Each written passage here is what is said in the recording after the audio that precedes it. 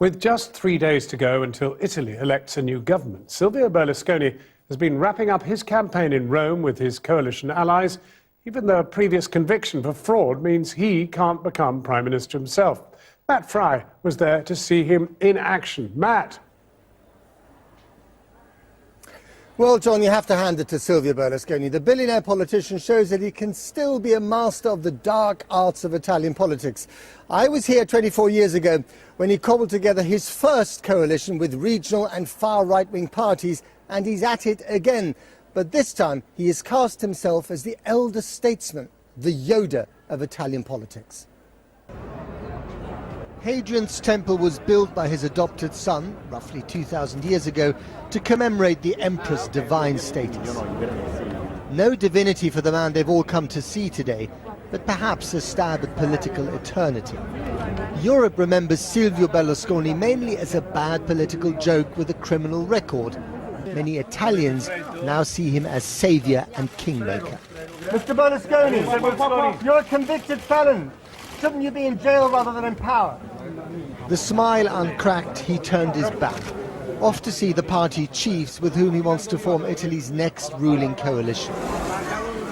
The others here are so far right and inexperienced, it makes Berlusconi look like a moderate godfather, albeit from a distant galaxy. Barred from office for tax fraud, he can't serve as Prime Minister, not for now at least, but he can pull the strings. And today there was no doubt that the nice old man with the helpful handkerchief was very much in charge. We have profound hope and confidence that we will secure the majority that will give Italy the strong government it deserves. Not much detail on policy, although they all agree that immigration is Italy's biggest problem. Outside, a gaggle of supporters were glued to every word, and one, a former acquaintance, thought that Berlusconi was more sinned against than sinning. Onesto. To me, he's honest, she said. Others are just jealous of him and his money. Lui ha I soldi e quindi la gente è invidiosa. In the cloistered serenity of a nearby palace, I met Franco Frattini, foreign minister under Berlusconi. Many people in Britain are just astonished that Silvio Berlusconi could become the kingmaker in this election.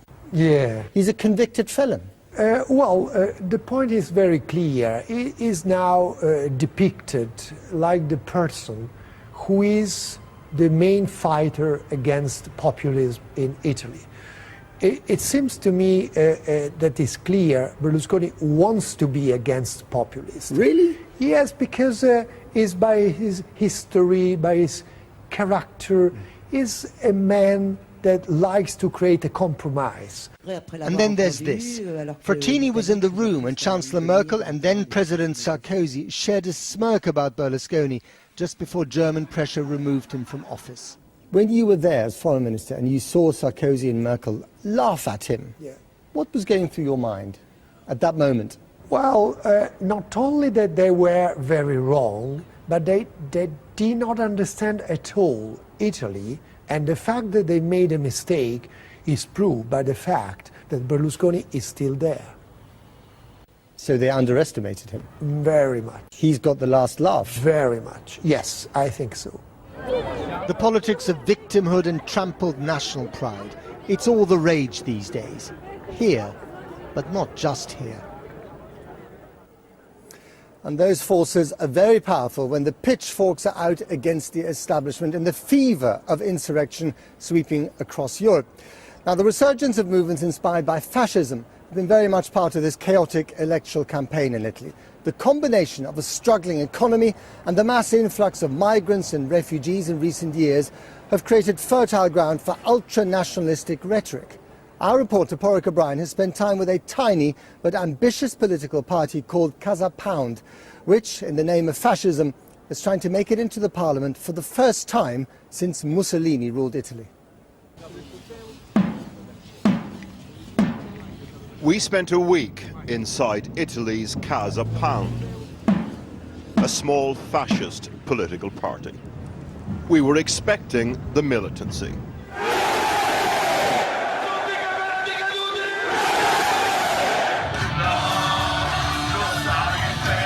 We were expecting the mosh pits.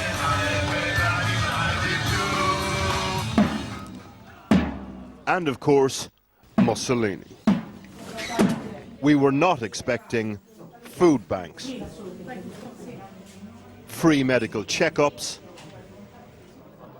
fascist hipsters. Are you a fascist? Yes. Immigration and failing local services are grist to the mill for this party. But it's more than politics.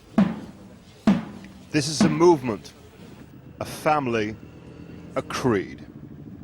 In the run-up to the 2018 elections here in some neighbourhoods in Italy, fascism is becoming normal again.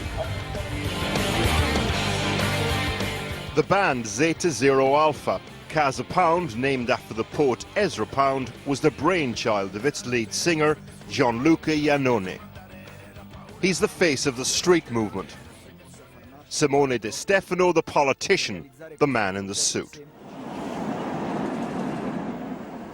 15 years ago, they squatted a gigantic state-owned building in the centre of Rome.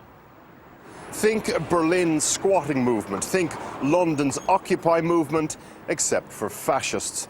And more importantly, it is a microcosm of the type of society they want to create. Our guide, one of 600 candidates Casa Pound is fielding in the election. Ciao. Chiara De Facco, also one of more than 20,000 members who have paid a subscription to join. The moment you walk in the door, the immersive, almost religious nature of it kicks in. In Roman houses, you had this divinity that would protect your family. So for us, these names are a sort of, gods that show the path. Then the tour, and floor by floor we'll explore what they stand for. The turtles, she has... Although they have a presence in a handful of municipalities, Casa Pound is for now electorally insignificant. They need to get 3% of the vote in the elections to enter Parliament, which is unlikely.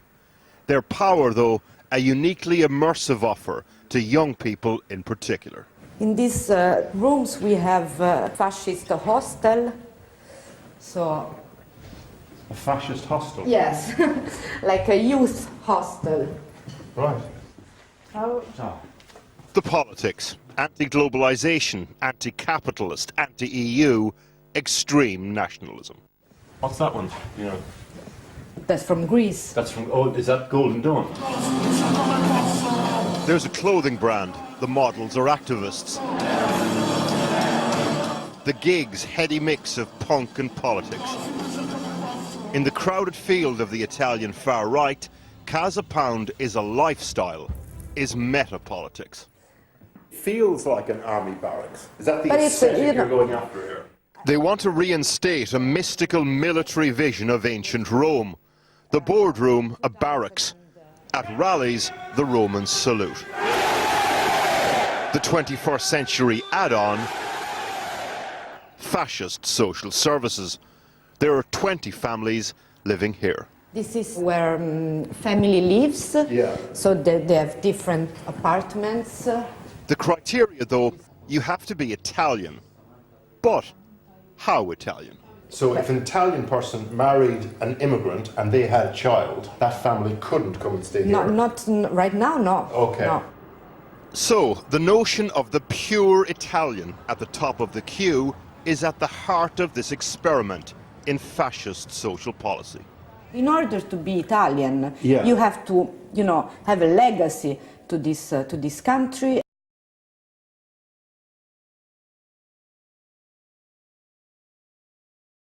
For example, love this country, contribute to its politics, to its people. But lots of care immigrants about do that eventually, don't they? I don't see that. The poster reads, "Weaponize the soul." Casa Pound has also weaponized dysfunctional local government. A working-class neighbourhood in Rome.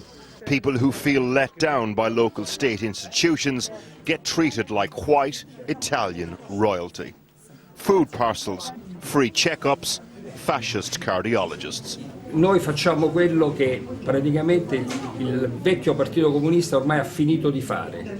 Nelle aree degradate, nei quartieri periferici non esiste più il Partito Comunista, ma c'è Casa Pound che aiuta. This is Hearts and Minds, with Il Duce himself presiding. We're following the Casa Pound leader, Simone De Stefano, around the country on the campaign trail. First stop, a packed town hall in well-to-do Ascoli. Outside, some fresh-faced fascism. Are you a fascist? Yes. Are you a fascist? Yes, the same. Okay. And are you a fascist? Come direbbe Simone, assolutamente sì. And when it comes to Mussolini's legacy, for Luca Angelini, some pick and mix. È vero, ci sono stati degli errori che siamo pronti anche a condannare, ma crediamo che riprendere ciò che ha fatto il fascismo, la sua opera politica, sia la strada giusta per riportare questa nazione tra le migliori del mondo. Next stop on the campaign trail will bring us to the issue, which has attached jump leads to the fascists' rhetoric. Dovrebbero esserci ogni giorno possibilmente un paio di navi ancorate, una nell'Adriatico, una nel Tirreno, a raccogliere tutti i fermati che non sono in regola, chiunque ruba, chiunque spaccia, chiunque delinque, chiunque non ha un documento, ogni giorno dovrebbe essere caricato su una nave e spedito in Libia. This is the town of Macerata near the Adriatic coast. What happened here could come to define the Italian elections. This press stunt is happening for a reason. Casa Pound are trying to hijack a story of loss, a story that has touched a nerve here in Italy, the story of an 18-year-old woman called Pamela. It's unclear whether Pamela Mastropietro died of an overdose or was murdered. But a few weeks ago, her dismembered body was found in 2 suitcases outside town. 3 undocumented migrants remain in custody. Days later, a man with ultra-far-right sympathies was arrested after 6 immigrants in the town were shot and injured. You think Pamela wouldn't have died if you'd have been in power? Certamente, assolutamente sì, senza ombra di dubbio. Back at the squat in Rome, the party leader.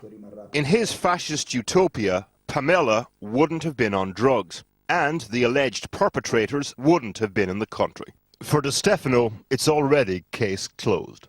E poi questo prende una bambina, la fa a pezzi e la mette dentro una valigia, vuol dire che lo Stato non esiste e noi ci proponiamo di sostituire questo Stato che non esiste per metterne in campo uno di un altro tipo. Casa Pound say they want to achieve this through the ballot box, but in some neighbourhoods there's evidence of direct action tipping over into something else. In Bolzano, they occupied a hospital that was sheltering migrants.